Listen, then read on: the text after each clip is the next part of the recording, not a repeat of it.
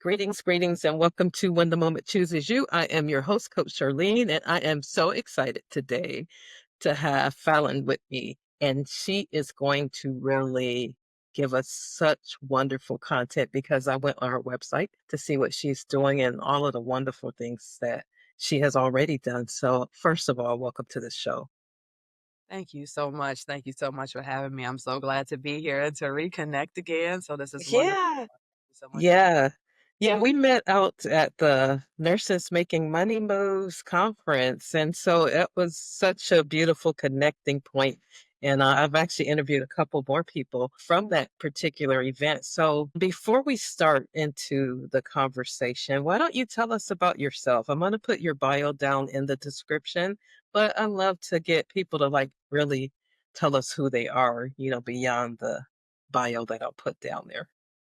absolutely. So I a Chicagoan, Southside of Chicago specifically, born and raised. I'm the oldest of two. I am a significant other. I am an auntie, dog lover, nature lover, all the things, believer in Christ. So that's, just a bit about who I am and just love dancing. So when you mentioned nurses making money moves, you couldn't help but to Yeah, you couldn't help but like because that's what it brought out and that's what I love to do too so as well. So, you may catch me dancing a little. You turn on any music, I might get moving. okay, that sounds good. But okay, that's great. So tell us your connecting point for nursing. Wow, let me see. Okay. So thinking back when I was 6 years old, because yeah, it was before my seventh birthday. So yeah, back when I was 6 years old, I actually encountered my first nurses. I was six, my brother was three. My father had been hospitalized after a terrible explosion accident in his job. And so he wound up being in a coma there, but woke up and eventually he passed away. But the day that he passed away was the day that I was able to encounter. I saw nurses, running around, and the crazy thing is, like, you're 6 years old, and it's like, yeah, and but I remember, those things, them running around and them shooing us out of the room, and the doctors talking to my mom, all the things. So that was one of my first encounters with nursing, but it still hadn't really called or bit me per se. Yeah. So then, when you kind of fast forward, I think I'll say into high school, my mom's mom, my grandmother came to stay with us. She had, dementia. Like she had only had one stroke by that time, but she was still somewhat functioning. And home care nurses would come to the house and, we would see what they're doing. They would kind of give us things, to teach us how to take care of my grandmother, but still didn't hit me. Mhm. But they were always around, which is an interesting thing. My mom actually entered into nursing school kind of as a backup of something else to do as a career. She went to nursing school. I heard her studying with her classmates, all the stuff. She passed the exam and a license, but never actually worked as a nurse. But it actually changed my mindset on how intelligent nurses were. And I just because I would just sit at the top of the stairs and I would hear them talking about the different disease processes and the medications, and they'd be going on and doing that thing. And I'm like, wow, nurses do all of that. They know all of that. No. So it's like, okay, that's interesting.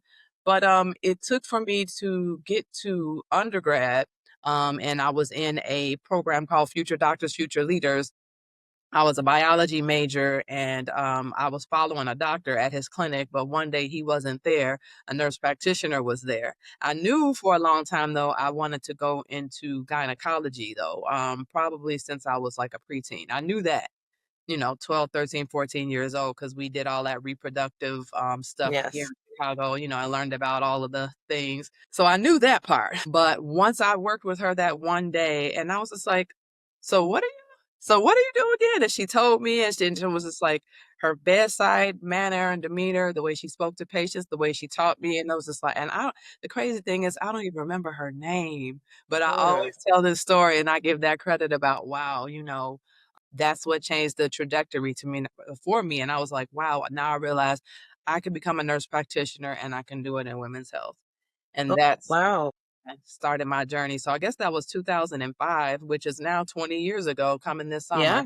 Yeah, absolutely. I know it seems like such a long time, but Oh, that's beautiful. That was a beautiful transition to actually see how powerful, nursing is in particular. You were going to go in for a physician then. Yeah, that was what I was. Have you ever heard of the term voluntold? Yeah. Yes, I have. It's like I was told you're gonna be, you know, because my mom, and I tell this story too sometimes. My mom asked us one day, what do you think you all want to do? Me and my brother, and she said, well, you don't know. You're either gonna be a doctor or an engineer. And it's like, okay, well, I don't really know what an engineer is, but we knew what doctors were. Yeah. For a long time we kept saying, oh, we're gonna have Flowers and Flowers Gynecology Clinic. That's what we're gonna do. Uh, My brother even went to school and got his bachelor's in biology, but then he changed courses and all of that. So, yeah. Well, that's great. So I want to like start unpacking moments now. So the reason that I started this podcast, it really stemmed out of 2020, the murder of George Floyd and all the other ones that happened in 2020. And so as a nurse, a Black nurse leader in particular, I knew that I was going to have to be kind of the one that's like having a conversation in a sense because it wasn't really a lot of Black leadership at the time.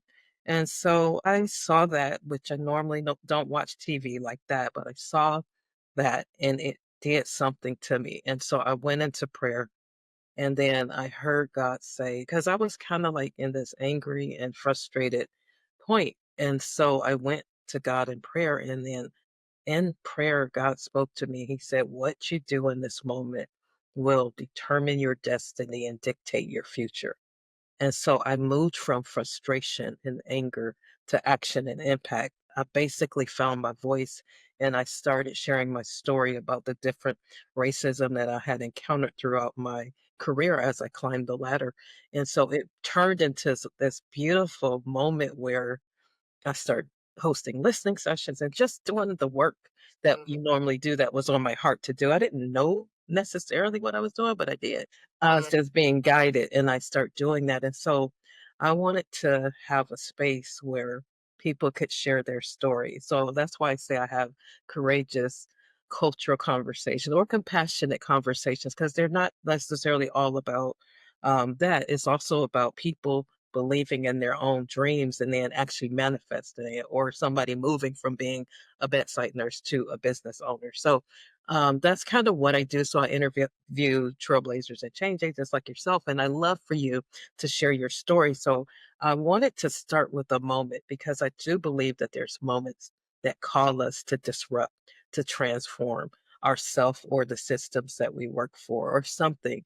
And so I would love for you, if you have any, to share a moment or two with us that could inspire other people to really seize their moment, to find their voice, and to really, lean into whatever it is that they're hearing.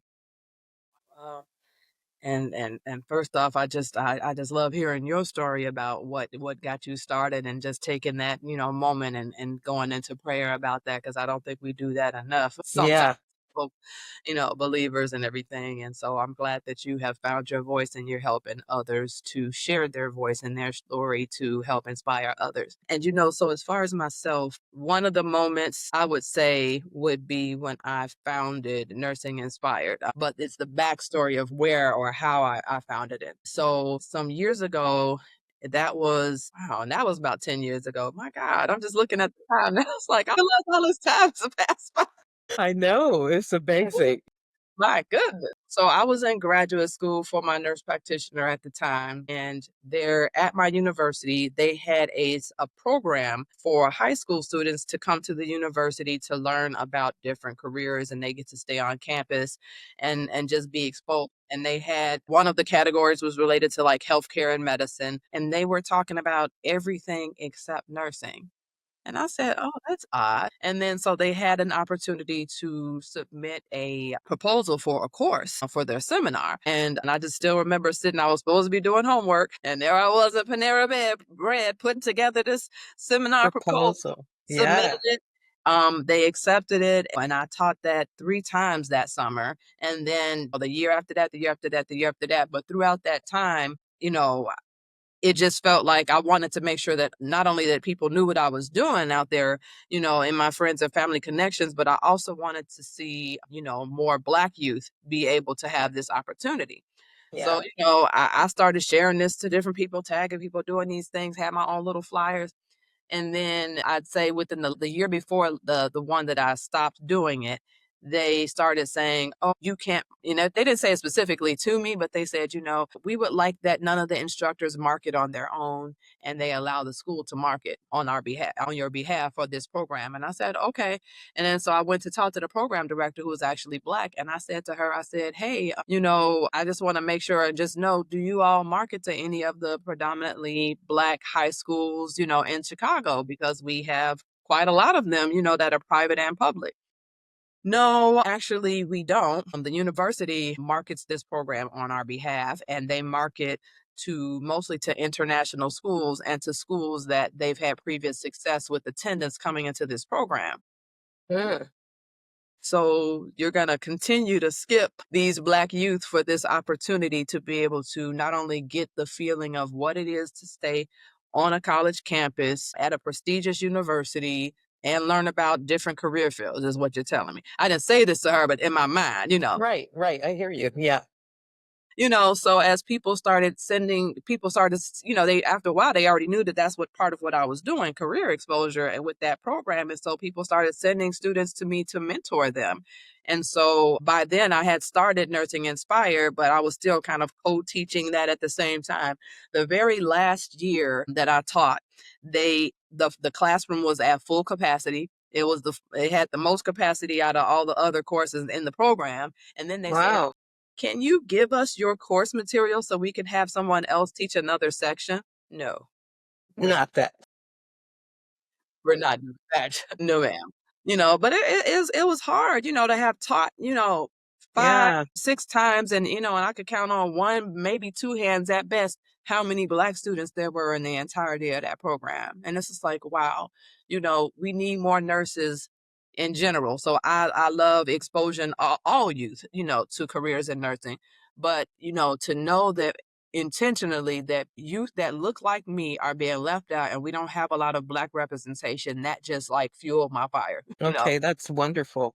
Yeah, No, I think that's really powerful because I was thinking about it, because as we like, even still today, we're doing a little bit better, but still we have so much more work to do. So how I really love your focus and getting the high school students because you can't really do what you don't see. And exactly. so to be able to see African American nurse practitioners say, hey, this is an opportunity for you right here is pretty powerful, actually. So, how successful has that been? I think it's been of good success, not great success, but I think of good success. There's still Hmm. a lot more to do. I've had the opportunity to not only speak to, well, coach and mentor students individually, but I have spoken at high schools, at colleges. I've been at college career fairs and, those different types of things. I now have my own podcast. So, Okay. and then I also hosted a podcast room prior to the podcast as well for 2 years called Student Support Sunday for Black pre-nursing students. And so, Wow, that's awesome. Tell me yeah. a little bit more about your podcast so people can So the join. podcast is called Listen Up Future Nurse. And so all the guests that I have and have had on there are either pre-nursing students, nursing students, nurses, or someone related to college and career services. But I want to make sure, as I always like to say, representation matters. So I want these future nurses to see someone that looks like them and who has the journey and the story that they have or the aspiration for where they want to go. So I've had, nurse business owners, nurse practitioners, nurse educators, a little bit of everybody on there to be able to share their story and their voice and their inspiration on there. And I'm in my 3rd season. I just launched last May. And so it's been, Awesome. Congratulations. yes, thank you. Yeah. So, okay, so we heard that part about when you were in that with that organization. So what happened after that? Like how did you say, you know what, I'm going to do this? What was that transition like? So the transition was actually harder than you wouldn't even believe because right in the midst of me saying, you know what, I'm going to make my own. This is what I'm going to do. By that time, I graduated my nurse practitioner program, and so, see, Okay. I had a lot more time to do that seminar and go to schools and do all these things, but this is like once I got into that first nurse practitioner job, it was like, Yeah. And it was just like, "Wait a minute," you know? Uh, and I didn't have the time that I want, and it was like it was the craziest thing because it was like the thing that I finally have been waiting and praying for to get to be a women's health nurse practitioner. I finally got it. But here I was grieving and crying over a new thing that had just been placed in my lap. I mean, and I was upset. I'm like, this don't make no sense. This is not fair. you know, like God, why would you give me this dream, and this fire, this inspiration, this passion to be able to help the next generation, and then essentially in a way take it away and not give me room for this. Yeah. So that was hard, in the beginning. So I had to slow down a whole lot. Mhm. Things here and there, not as much as I would have liked. And then Yeah. the pandemic hit, and here it rose again. Yeah, for sure. Yeah, So during the pandemic, you were able to do a little bit more or yeah, not? Okay. yeah. So that's where I wound up being able to, because the thing switched so much. So I wound up going from a women's health nurse practitioner to a clinical research nurse during this whole process because the pandemic was crazy. Yeah. So now working as a clinical research nurse, that gave me more time again. So then that's when I started hosting the clubhouse rooms. So I had Okay. mostly it was a student support Sunday for Black pre-nursing students. I had that, but I also had, and I don't know why the name is escaping me right now, but it was something related to being passed along and being Black. And so if I can remember the title of that, I've run across it. I'll bring that back up. But I was having those hot conversations because, like you said, with George Floyd and all the different, people who had died, lost their lives or were killed, and different things like that with racial injustice. I just became hyper focused on like Black health, Black wellness, Black nurses, all the things, and Yeah. wanting to help people to find their voice, find their path and their way. So I was able to get back to it. And so from, during the pandemic, that's when that clubhouse room started. And then when Clubhouse started acting, changing things, it was like, okay, well, gotta pivot again. So then that's where the podcast wound up being dreamt in 2021. I didn't launch it until 2024. Yeah, that's what I did because 2021, the dream dropped, but 2 years later, July 2020, I finally got the courage because, I had to fight through some stuff up here in my head about like who's going to listen, like who are you going to ask, and all of the stuff that you have to, the inner critic Yes. and also the enemy within that I call it, because whenever you want to do something, there's always that voice that comes in of the enemy saying that you can't do it or nobody's going to listen or nobody's going to buy this or nobody's going to do, all of the stuff that makes you kind of like pause a little bit. But once I fought through that and finally got to a space where I could do it, because I was actually too busy to do it anyway, but I found this quote, and this is what pushed me over the edge to make me do it. And it said that you don't die when your heart stops beating, you die when your heartbeats have no meaning. And so that was like a mic drop for me because I was functioning, but I was not really having the meaning that I used to have. And so I needed something to bring meaning in my life again. And that's what that podcast did. It brought so much more meaning in my life. And then I was able to meet all of these wonderful people, and we were just cracking out wisdom and stuff like that. So it has been such an amazing journey just starting the podcast and listening to all of the guests that come on. So I am just super excited about what the future holds. So you did talk about a few of them. I'm just curious, like barriers. Let's talk about some barriers, perhaps to a dream or some of the barriers that you experience. I would love for you to share that because a lot of people that listen, they're trying to birth something or they're trying to do something, but they keep hitting these barriers. So, did you hit any barriers? And if you did, how did you work through that? Wow. I still hit barriers right now. Lord, have I've I hear you. I hear you. you gotta sometimes laugh to keep from crying. You just gotta laugh. I'm serious. Just because so many things may come about, because no matter if it's those internal barriers, like you said, that self-talk that you have, if it's family or friends, if it's finances, if it's your job and your time balance and, all of your health. I mean, I have literally probably been hit in all those different type of ways, but faith and determination, I think, would probably be what I think helped me through all of those different things. I on the way have lost jobs, in nursing and no matter if it was laid off, fired, whatever, but I kept going. Having resilience, is really something. Footprints as y'all see behind me. Yeah, yeah, I see that. Yeah. Sometimes you can't carry yourself, but you have to allow yourself to be carried, is the thing. You can't carry it all, is the thing, so I think I would say having faith and determination. And then, sometimes it just always seems like right when you want to lose your determination, you want to lose your will, you want to give in, throw in the towel, something always resparks or relights that fire.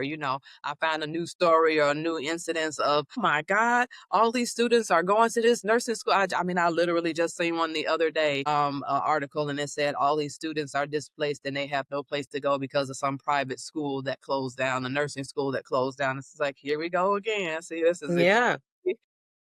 This is it. That's awesome. Well, then you know what? I love that. I love how God will drop the little sparks to let you know that nope, you're not done yet. You're not finished yet. Yes, keep on going. So I really love how you Fresh describe man. that. Yes, it's totally fresh manna. So I'm wondering if you could share with us, there's somebody on here probably in burnout mode, probably not sure what they should do next, about following their passion or whatever that is. I'm wondering if you can speak directly to that person. It could be a nurse, it could be a physician, it can be a consultant, it could be anybody on here that's really stuck and they're challenged and maybe even burnt out and ready to quit. What type of advice would you give them right now? I would definitely say get out of your own head. Mm. Because I have been in that position more times than I could count, especially I'd say in these last 5 years. I have had 2 different business coaches during that time to talk to vent, to walk through things. I've had family members and mentors that I've talked to. I've done some short-term behavioral health therapy with what do we call that when you have with your job and they give you the week? I can't think of what is. The EAP. Yes, the EAP. Get you some EAP, Lord. I mean, Use your benefits. please use those benefits. I mean, just yeah. So, okay, so so you said get out of your head. Can you unpack that a little bit for somebody that needs a little bit more information? So, when you say get out of your head, what do you mean?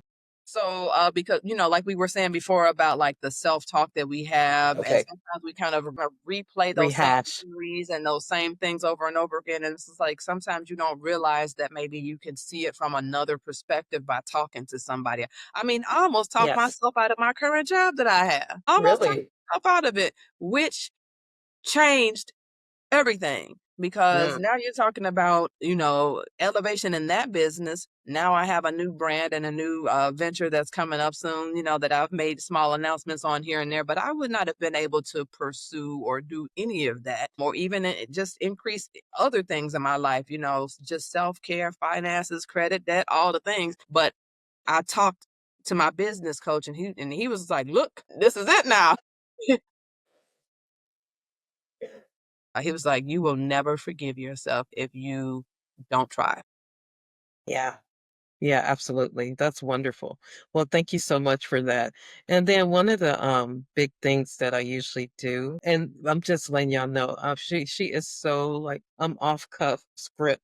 There's no script. She is just flowing like beautifully. So she hasn't even heard the questions coming at her yet. And so you are doing amazing. And I just love your spontaneity and your flexibility in that. But I usually ask my guests because I love digging up for wisdom gems because one piece of wisdom can really change your life. And so, can you give us three wisdom gems of how, I mean, I don't even want to block it in. So, three wisdom gems to inspire someone that's listening today. I would definitely, so I've mentioned already, if you've walked away or been ambivalent in your faith, lock back into it, I'd say.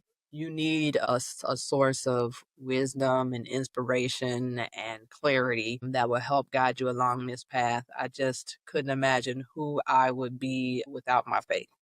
Yes. So that's one. Another thing is self care and mindfulness, really being aware of, when, like where are your stopping points for your mind and your body? You really have to know that about yourself. So instead of being reactive, be proactive. I like to say that a lot. Being in such that, you set that time up for yourself so that you can actually take care of yourself, because you don't want, because it's either you're going to stop or your body's going to stop you. It's going to be one of the two. Yes. Yes, that's right. So, no matter what that venture is, no matter if it's education, business, career, whatever, you want to be able to give yourself those breaths and those stops. And just knowing when you started to lash out and snap too much or whatever those things are, when you're not like yourself or the best self that you want to be, Yeah. that's where you really want to make sure to do that. Third gem, I would say would be, I would still say would be having a good support system. I think would be the Yes. other thing. So sometimes support may or may not be in the household. It may not be your significant other or your parents, or your friends. Sometimes it might be groups and organizations that you're in or with. And so, I've been a part of the women's ministry with church. I've been a part of the fitness ministry with church. But outside of that, even if you don't have a church home and you're not, someone that attends like a church, I'm a part of Chicago chapter National Black Nurses Yeah. with them since I was a nursing student Wow. a long time back, and that's family and that's support in a whole nother way. And they show up.